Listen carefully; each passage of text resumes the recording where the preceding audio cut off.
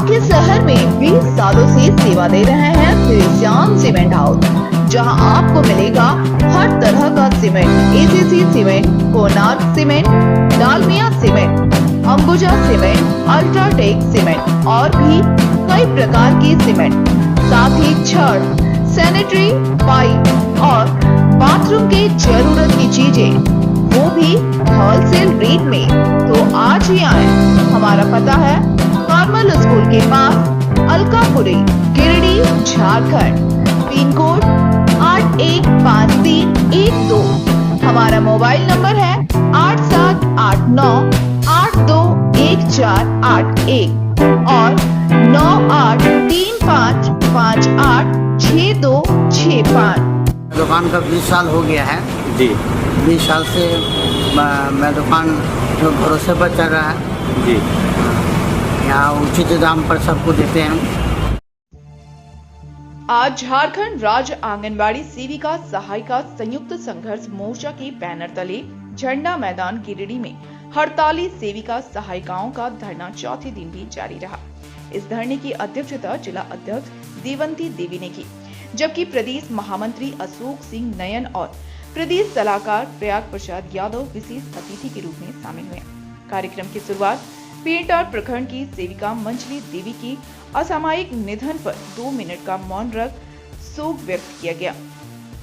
बैठक में जिला अध्यक्ष देवंती देवी ने सहायिका सेविकाओं की उपेक्षा पर सरकार की आलोचना की और कहा कि उनकी 8 सूत्री मांगों को जल्द से जल्द पूरा किया जाना चाहिए, नहीं तो आंदोलन और उग्र हो सकता है। जिला प्रभारी रेखा मंडल ने सेविका सहायिकाओं के सेवा शर्त नियमावली में सुधार की मांग उठाई और इसे सरलीकरण करने पर जोर दिया ताकि सेविका सहायिकाओं को सीधा लाभ मिल सके।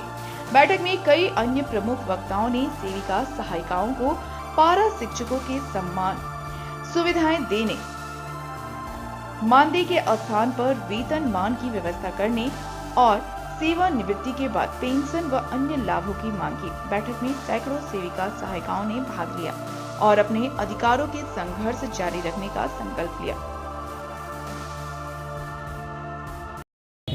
जी बोलिए।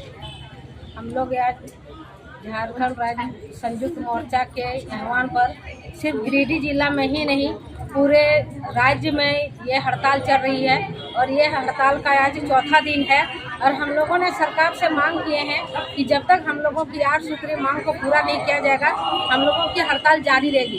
क्योंकि हम लोगों ने 23 तारीख की रैली की थी, तब उस रैली में माननीय विधायक सुदीप कुमार सोनू जी ने उस रैली में आके हम लोगों को आश्वासन दिए थे कि 27 तारीख को जो कैबिनेट होगी उसमें आप लोगों की खुशखबरी मिलेगी।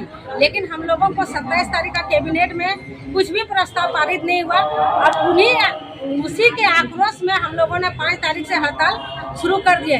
हम लोगों का डिमांड है कि जो हम लोगों का मानदेय है वो मानदेय में बढ़ोतरी होना चाहिए, क्योंकि जिस प्रकार से काम दिया जा रहा है उस प्रकार से हम लोगों का मानदेय या वेतन नहीं दिया जाता है। हम लोगों का पेंशन की व्यवस्था की जाए, क्योंकि हमारी बहनें 30 साल 40 साल सेवा करके आज रिटायर करके घरों की ओर जा रही है, लेकिन उनको कोई भी पेंशन की व्यवस्था नहीं की जा रही है। हमारी जो नियमावली बनी है उसमें बहुत सारी त्रुटियां रख दी है, वो त्रुटियां भी सुधार होनी चाहिए। हमारा जो मानदेय केंद्रांश और राज्यांश मिलता है उसमें से कभी केंद्रांश की राशि मिलती है, कभी राज्यांश की राशि मिलती है, तो उससे हम बहनों को पता नहीं चल पाता है कि कौन महीना का हमको मानदेय मिल रहा है। लेकिन हम सरकार से मांग करते हैं कि मेरा केंद्रांश और राज्यांश प्रति माह एक साथ दोनों का भुगतान होना चाहिए। अभी जो महिला पर्यवेक्षिका की बहाली निकाली गई है उसमें हम सेविका सहायिका बहनों को कोई भी आरक्षण नहीं दिया गया है। तो यदि हम सेविका सहायिका बहनें योग्यताधारी हैं और हम लोग करीब 10, 15, 20 साल से कार्यरत उस विभाग में कर रहे हैं, लेकिन फिर भी हम लोगों को उससे आरक्षण से वंचित रखा गया है। इसलिए हम सरकार से मांग करते हैं कि हमको उसमें जो महिला पर्यवेक्षिका की प्रोन्नति होती है, जो CDPO की प्रोन्नति होती है, उसमें हम सेविका सहायिका बहनों को प्रोन्नति की व्यवस्था की जाए। इसलिए जब तक 8 सूत्री मांग की प्राप्ति नहीं होती है हम लोगों की हड़ताल जारी रहेगी। रेखा मंडल, जिला प्रभारी।